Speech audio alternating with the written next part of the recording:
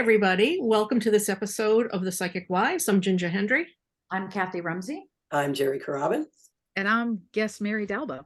That's right. Yay, Mary's back with us. We're excited to have Mary again. And today we're going to be talking about grief. And sometimes before we get on the podcast, we sort of, kick things around or whatever. And sometimes we don't. We fly by the seat of our pants. And that's what we're going to be doing today. We just felt it was better to just sort of jump in on it. So we're going to be discussing grief and all the different ways and all the different things and all the ways that it, helps or hurts or whatever.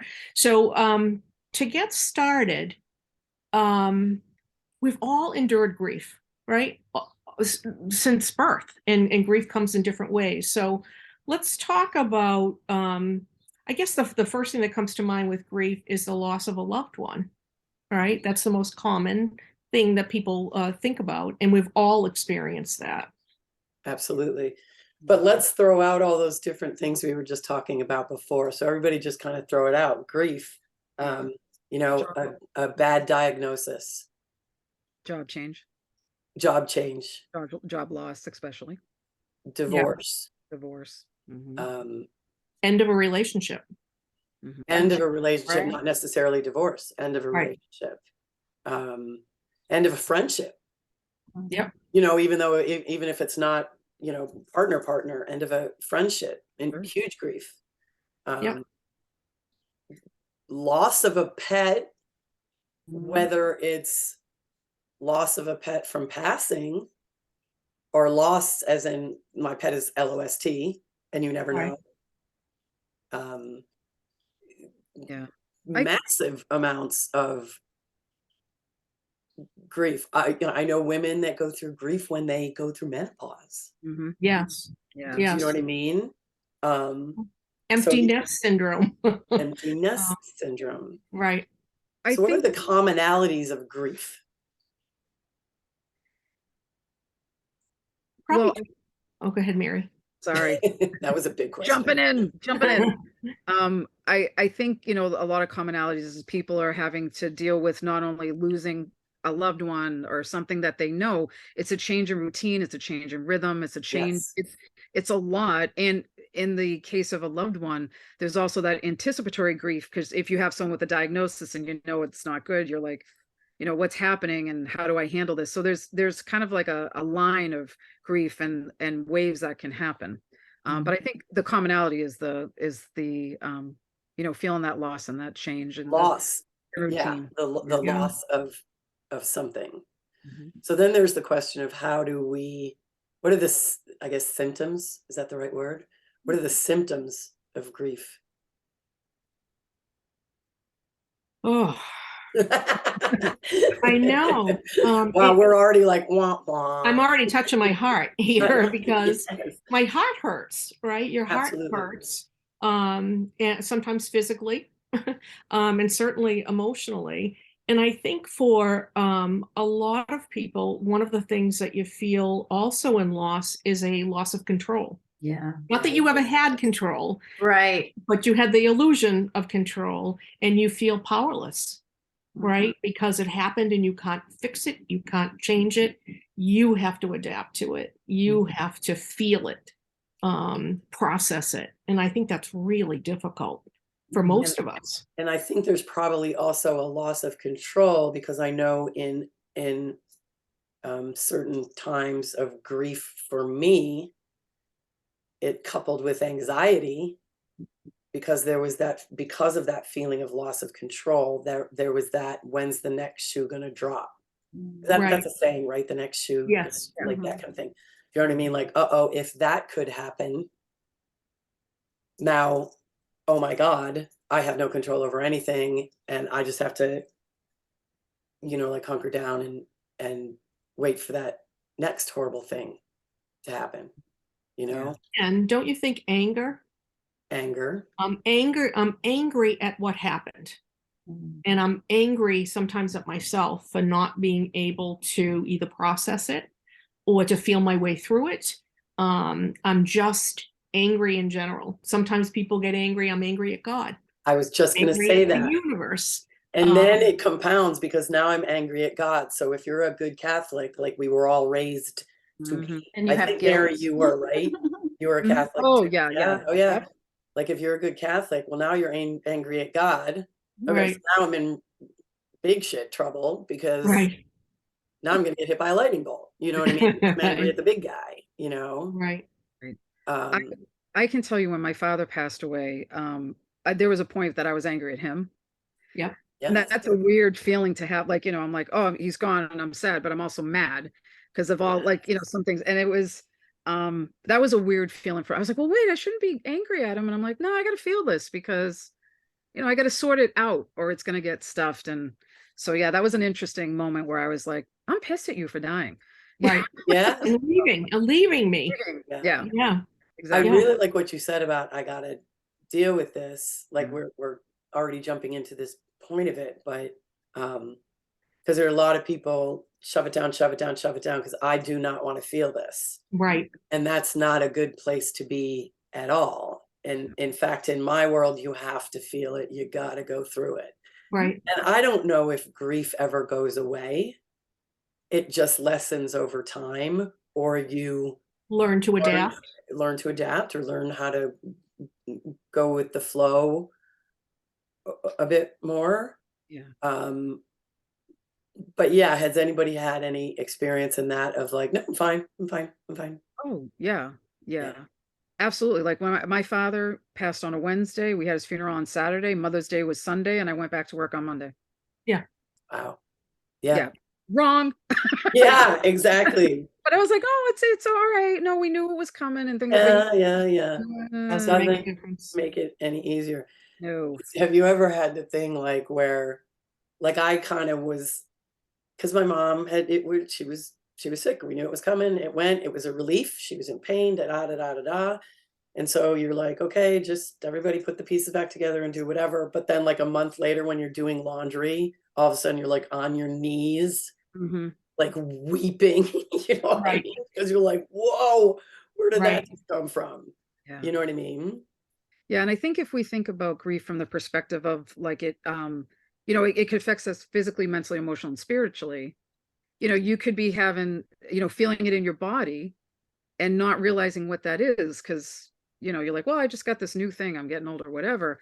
But sometimes the pains, the grief and all that sits right in the body and lets you know, like, I'm sticking around for a little while. right, Yeah. So it's like, I think for folks that are in the spiritual realm, it's also like you're not just feeling it emotionally, it's everywhere. And that, I've been at the gym and running on the treadmill and crying. right. Yes. You feel it everywhere, and sometimes you're working on it, it just comes out. So yeah, being And on your own, it's okay. it's Yeah. really important that you have to me, I think it's really important that okay, here it is. Mhm. Now, if you're embarrassed to be on the treadmill crying, go in the bathroom, Right. whatever. Right. But don't, okay, I'm going to deal with this later. Yeah. Well, from a spiritual perspective, the outlook is or can be a little bit different, but the feelings are the same. So, I can say to myself when my mom passed, same thing. My mother was sick for a long time, and there was some relief. Obviously lost, but some relief so you didn't have to see the suffering. And then I know I'm going to see her again because of my spiritual belief. But that doesn't change the rest of my days without her. Right. So kind of balancing the big picture and your own, hey, I'm in this 3D world, so I still have to grieve and and feel the feelings. It doesn't, they don't always balance out. Yeah. And I think there might be a lot of this is something that just popped into my head, and I don't know if I should say this out loud, but I'm gonna. Okay, so my mom passed, right? I cried, absolutely. I cried. I still cry if I hear a certain song or something like that. Getting a little weepy right now, but Yeah. we've all had animals pass, and Kathy and I more recently, actually, Kathy more recently than me, but me a few months ago. And there's guilt around sometimes that I can weep like unbelievably over my dog Right. and not as much with my mom. Do you Mm. know what I mean? Now, I don't know if that's because my animals are children to me, because I don't have human children. Do you know what I mean? So then there's almost like sort of guilt, like, God, get yourself together. You didn't cry this much over your mom. And then there's the rabbit hole. I'm a horrible person. Oh my God. Yeah, You know what I mean? Like, Well, I think the difference too, and we talk about this because this comes up in animal communication readings when people have lost their animals, is that, and not to be trite, but the animals do love unconditionally. So no matter who we are in a relationship with other human beings, there is some conditionality, right? There's some worry about judgment that we might have on our behavior, whatever. But with an animal, they love you for your soul. They love you for what's inside. They don't care if you're 100 pounds overweight or you're 60 pounds under, whatever. yeah. They don't care if you have a big house. They don't care if you're living in a small apartment. They don't care about anything except for you, your soul, your heart, you. It's absolutely unconditional. It's unconditional. And so we relate and feel so deeply because they see us for who we are. It's like at soul level. And so when we lose that, it is so incredibly painful. And people who don't have animals, I don't think understand the bond that we have with animals and why we have that strong bond. Yeah. And every grief is different. So I think, Jerry, like you saying, like, well, mom versus this animal I lost and I have this guilt. But every situation of someone passing is different. We have sudden passings, we have things we know about, we have quick, we have, so I think every reaction from us is based on relationship, definitely, but also just, the manner in which someone may have left or, how long ago they left. So or how prepared you were for it. I just went through this with, I lost my cat a month ago, very unexpectedly. And it was a completely different grief than my other animals who I knew they were getting toward end of life. Some I even chose to help them and had them euthanized and had time to process it and come to terms with it while they were still alive. That's completely different than what I just experienced with my cat, which was, I'm still processing it. I'm still coming to terms with it and having trouble, honestly. And it's been almost a month. And that's adding to I like your use of the word processing, because you may not even be hitting the grief part yet. Well, yeah, God, I mean, you have grief, obviously. Yeah. But there's a processing there, like, what the F just happened. Right. And so, there's also, and I'm not speaking for you, but in a situation like that, there might be anger, there might be guilt. There's guilt, anger. What could I have done differently? What Should could I I have done differently? Like, so it takes on it can take on a whole another persona, the grief itself, because it's packed in the middle of all that other crap. Right. I think what you said, Mary, about different, when we talk about different types of relationships and that kind of thing, I mean, I think it also maybe depends on where you are in your life. If let's say you're newly married, you work full time, maybe you have a small child, whatever, you're running fast, you may not have the headspace or the time, or you can make it easier on yourself, you think, by being busy and not feeling all of that. I mean, for me, I lost my dad at 3.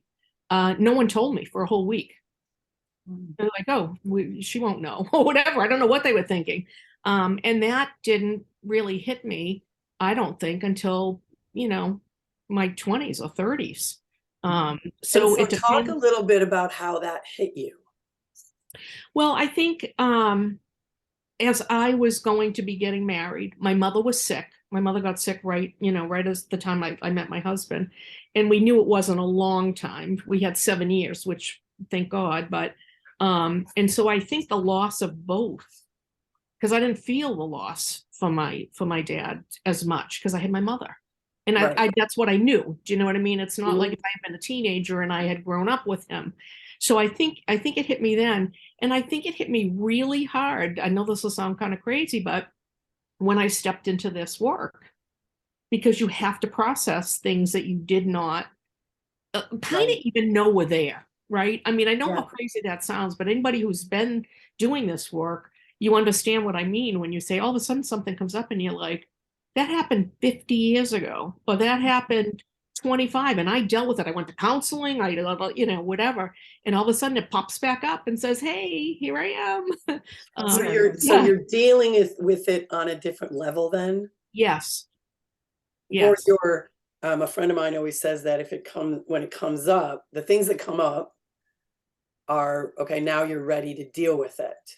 Okay, Yeah. so, Yeah. but if it comes up again, I like to think, okay, I dealt with the aspect of it that I was able to deal with at that time. Yes.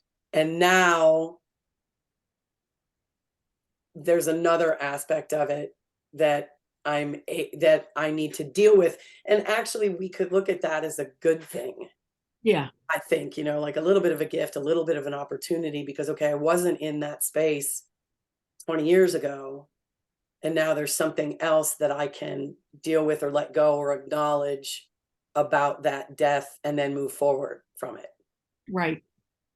So I guess a good thing, sort of, Yeah, you process as you as you, can at yeah. that time. That's a good way to say it. But Yeah. it's right. And it's probably what we said before, validation of it doesn't go away.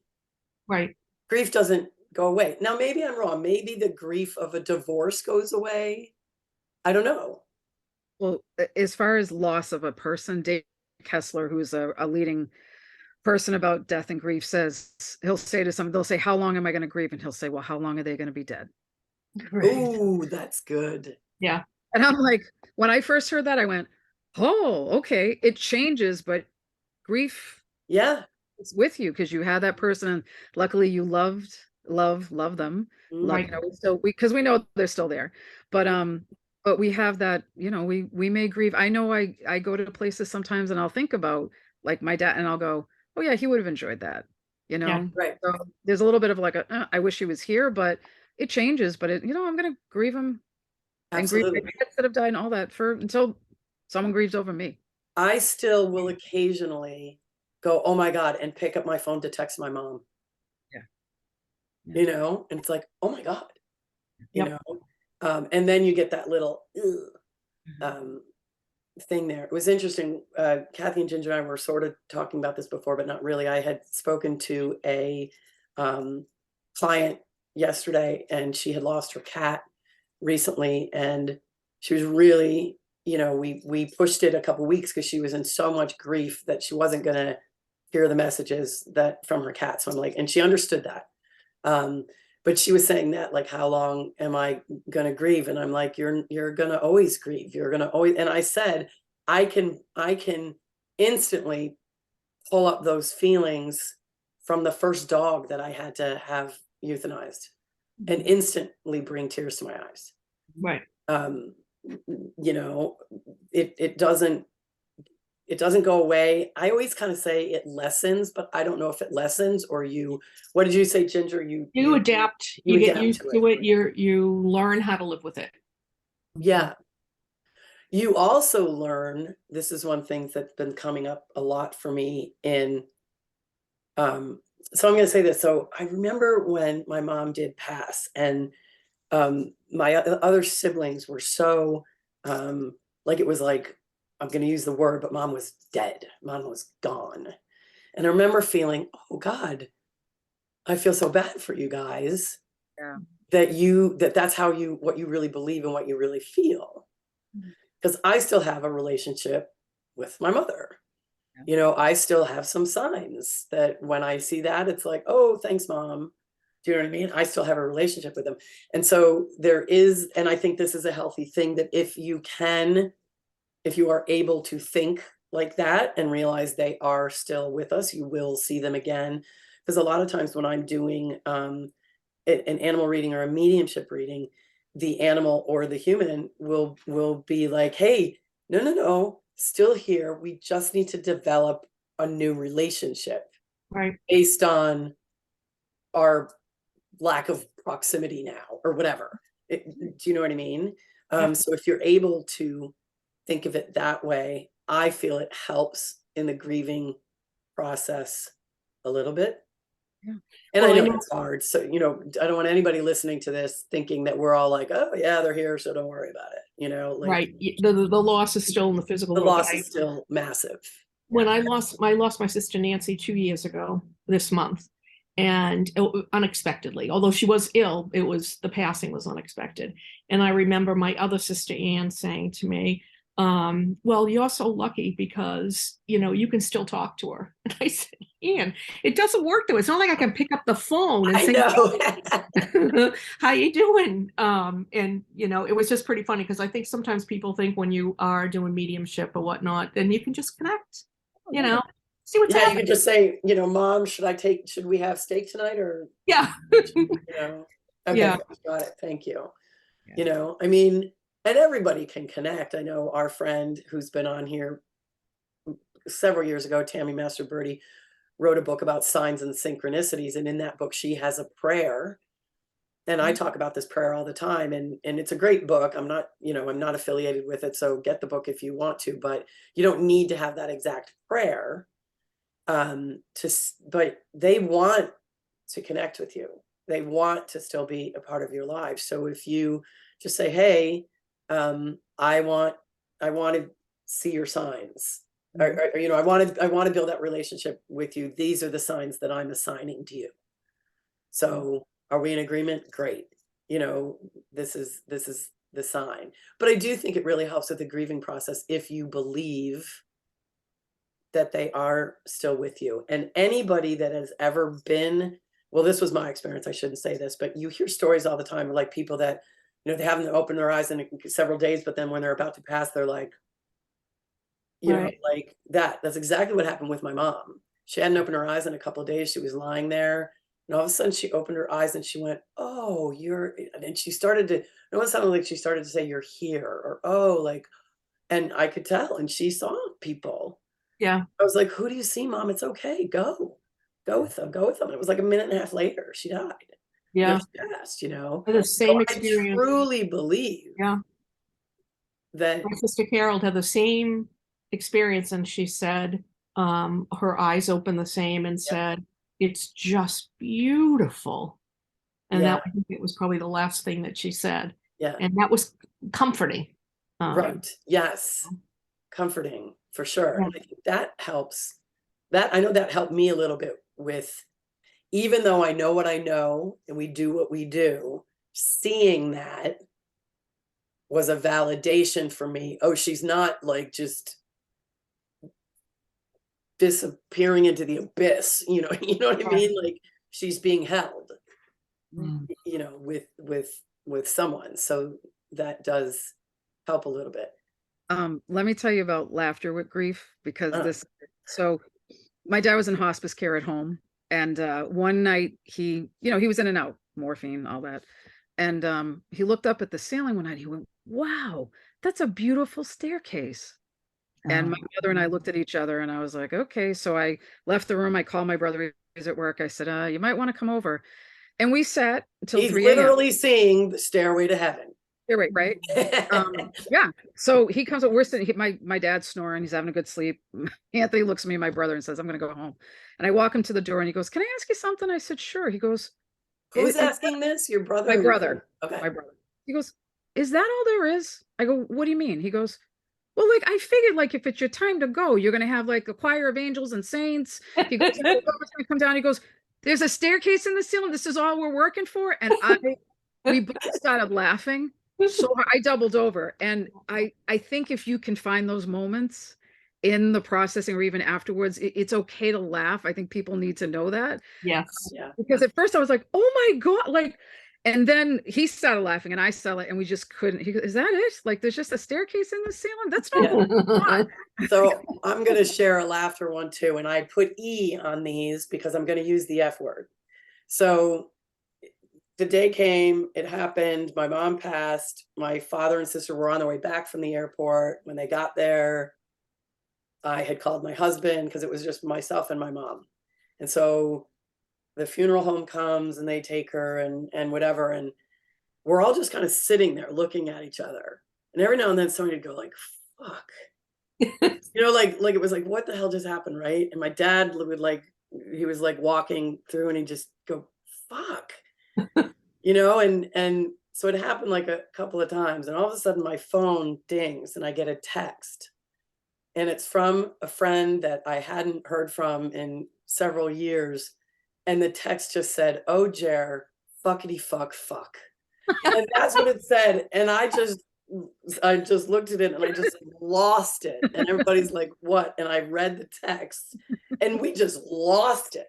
Yeah. Like, and we're when they say hysterical laughing, that's what it was, really, like hysterical, not like, but because we were all kind of going hysterical because mom just passed, you know what I mean? But we could not stop.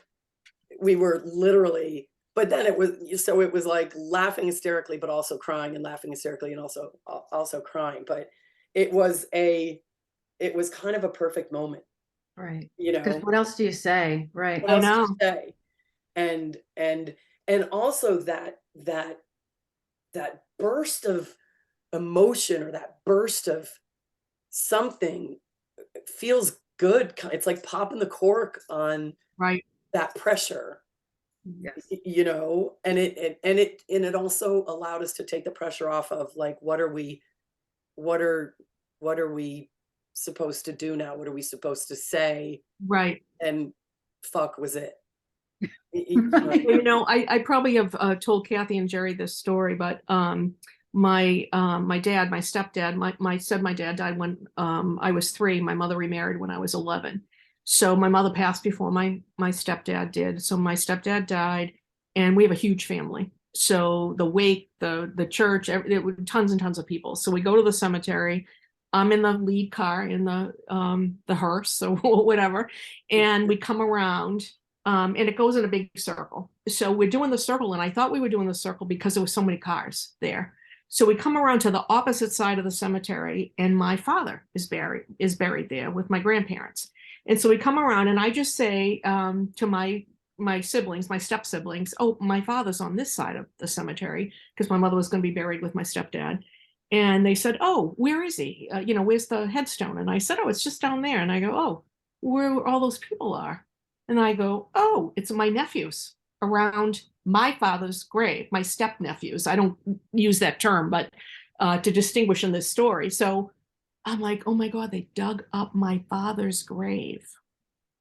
So anyway, I don't say this out loud, but I said, "No, that's my father. We're on the other side." So I'm right behind the driver, and he's bald, and I see his whole head get red, his ears get red.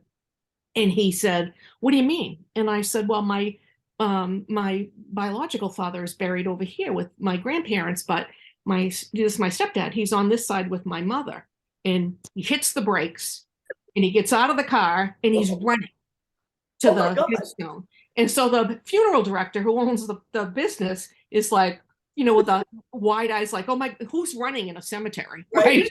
Unless you're in a horror movie. So he's running up to meet him, and I see them, they're talking, and he's like, "Oh my God," the guy was green. So he comes to the car, and he said, "Are you kidding?" And I said, "No, this is my dad." And he said, "Well, it's the same name and whatever." I said, "Yeah, because my grandmother had the same name as my mother." And he's like, "Oh my God." So he said, "All right, here's what we'll do. We'll have the services at your father's gravesite. And then after you guys leave and whatever, we will move over to that. We won't, you know, whatever." So that's what we did. But the weird thing was, because I have 3 different families, I have my father's, my sisters are from my father. This is a long, convoluted story, but the bottom line is we're a very mixed family.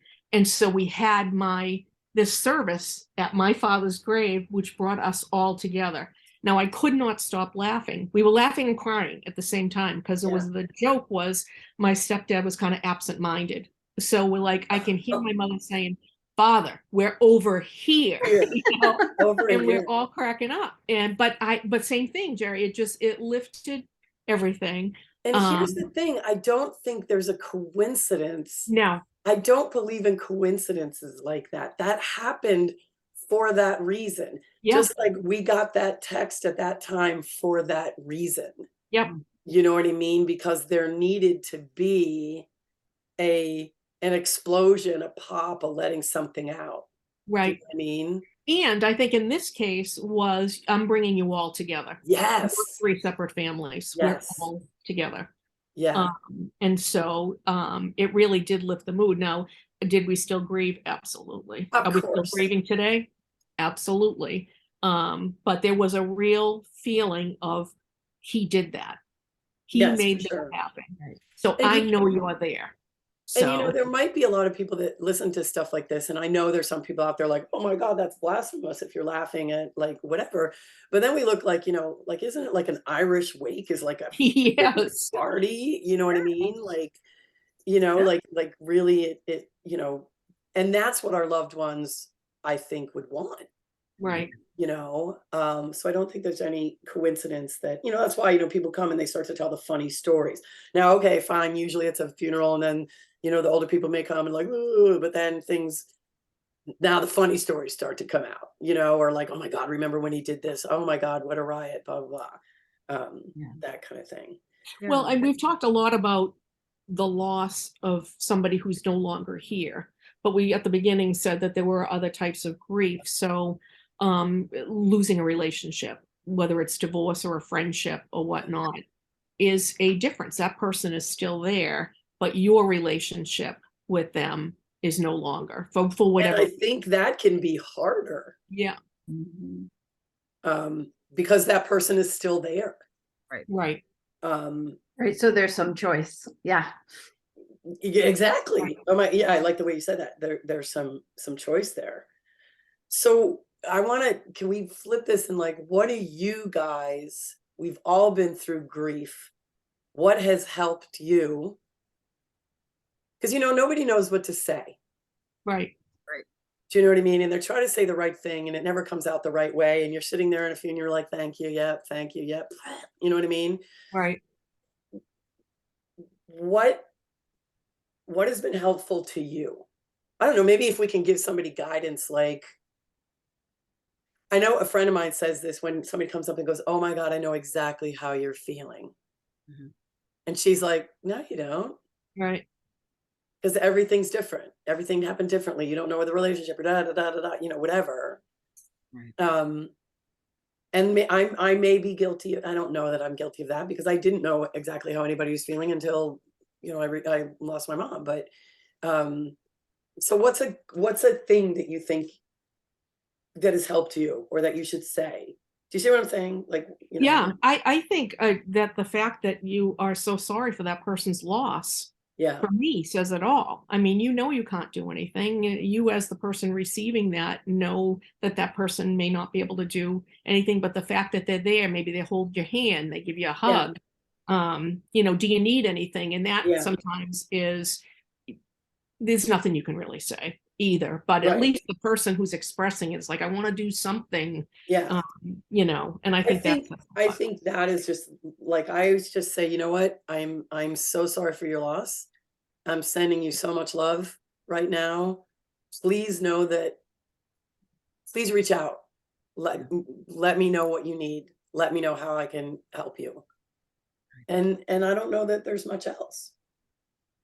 I learned like, after funerals, after standing in a funeral line and people, some of the things that I used to say to people, and then they were saying it to me, and it was all well intentioned. I was very, Absolutely. Absolutely. but there was some points I was like, I'm never going to say that again. Right. Yeah. I learned a lot. I'm never going to say he looks good in the casket or they look good in the Oh, casket. Thing to say. Right. Not, but you don't know what to say. Like you don't. I and know. when someone said it to me, I was like, okay, I'm not going to do that again. Right. So, Yeah. yeah, because his spirit's not even there. Like nothing, with Right. his body. That's all that's there. So, I just learned to say, you know what, I'm really sorry, and it sucks. And if there's anything I can do, I mean it. Like, and I do mean that when I say to people, if there's Yeah. anything I can do, I gotcha. But Right. I don't know, and I'm here to hug you and love you because there's nothing you're going to say, I think, that's going to help someone feel better. They've had that loss. Yeah. And Yeah. it's raw and it's whatever it is. And so like I think at that point it's just, I can sit with you in your grief. I can sit with you. How do you guys feel about like, obviously this depends on how close you are to the person who is going through whatever grief. I have a friend that recently had a trauma and is going through some grief around it right now. And so every couple of days, hey babe, thinking of you, here if you need me. How do you guys feel about that? Because some people, I mean, obviously you're not going to do that with, Right. Somebody you're not real close with or whatever. But how do you guys feel about that? Does that make you feel good? Or does it make you feel pressure? Because I always say no pressure.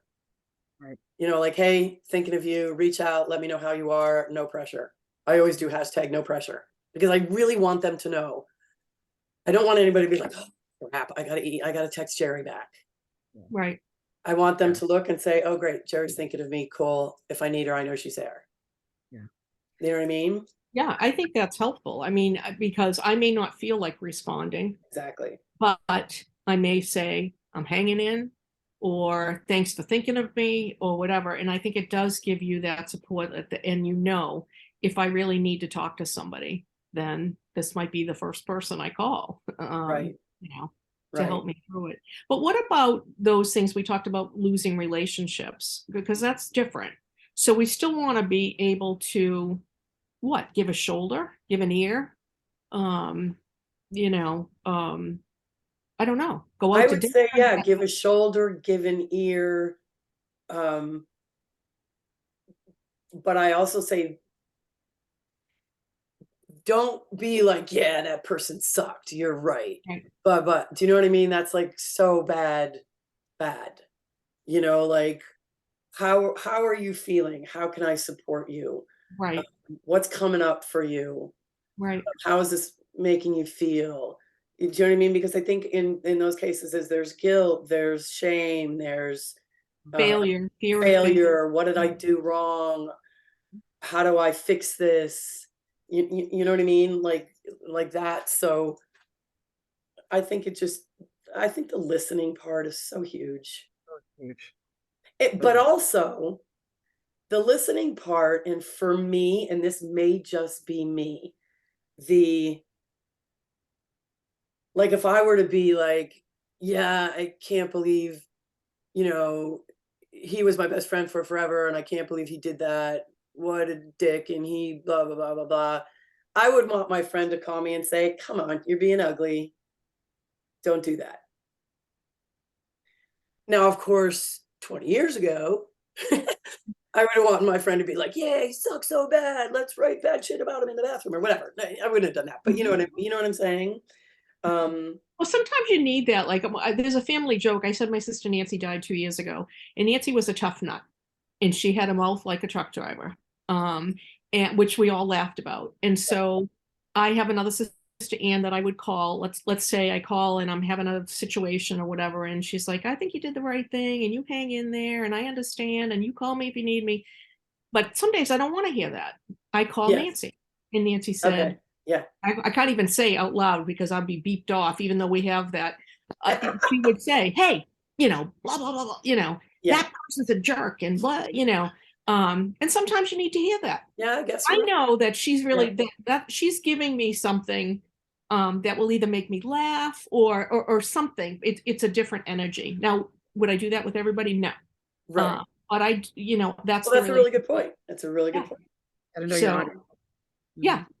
Yeah. So I love that you said that because that brings up another thing. We all have different friends or different people in our lives that fit a slot. Like I know if I need somebody to, so like you said, if you need somebody to do that, she's your go-to. Yeah. If I need somebody to, oh honey, whatever, there's another go-to. If I need somebody to say, suck it up, do you know what I mean? Right. And that's pretty cool if you have that in your life. Right. Who you can can play a certain role or something. I like you Right. said that. I'm glad you said that because maybe that's what you do need to do sometimes. Is just be told. Everybody needs a Nancy, I'm telling you. I miss her desperately. Yeah. Borrow A Nancy. friend of mine just got out of a relationship and she was really broken up about it. So the next day I sent her a meme. I'm a meme sender sometimes. That's just And the next day it said, I sent her a meme that said, I just saw how pretty I was in the mirror after I finished crying. Like, Yeah. you know, and I sent that to her and I was like, don't forget that, and she was like, thank you. Sometimes Yes. I think even like a little meme is like hey, I was thinking of you, Yes. you know? A Yeah. meme for me is absolutely perfect Yes, me because too. I get through a lot of things with laughter. Yep. A lot of things with laughter. So if you can make me laugh through the tears, I'm pretty happy about it. Um, yeah. So we But talked at the beginning, just briefly about how we get through things. So obviously, friends, family supports that whole support system. Sometimes we need more, right? There are certain periods where we may need an objective counselor of some sort, whether it's through, yeah, we've all, I think, done yeah, that, whether it's through your church, through, whatever, whoever that therapist is, because then you can really say what you want to say. That person is objective. You're not going to feel like, oh, I don't really want to say that to somebody that I love because they're going to think I'm terrible or whatever.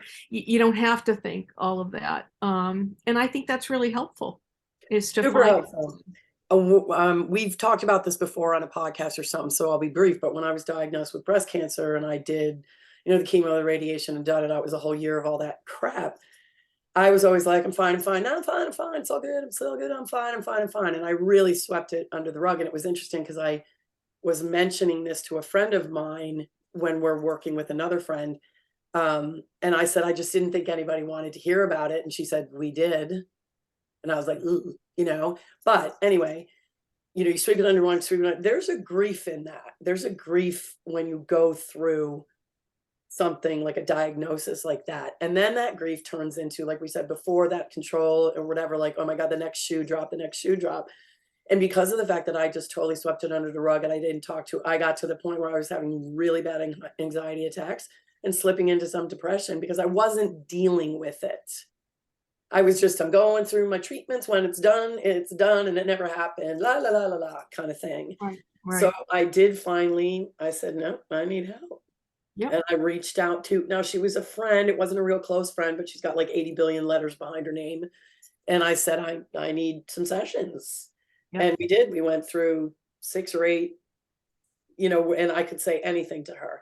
And Yep. I loved the thing about her is she would call my ass on anything. I'd say something, she'd go, oh, Jer. Like she'd like, shut up, Yeah. because she knew me a little bit, but still, she's just that kind of person. She doesn't take any, and it wasn't this, and okay, this is no joke. I shouldn't even say this. Never mind.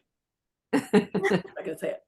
But It was just really good. So sometimes, yeah, I agree 100%. Talking to somebody outside of your, tribe or inner circle or whatever, family, friends, whatever, because sometimes you do need to hear some hard hitting stuff and not, oh, honey, Do you know Right. what I mean? Right. Yeah. And And I someone think, that can point out, like, or you could look at it this way, kind of right, thing, right. Yeah, I love that. and Well, we did this podcast a few weeks ago, I believe, on journaling. Mary, you were with us for that, because I think that's really important too.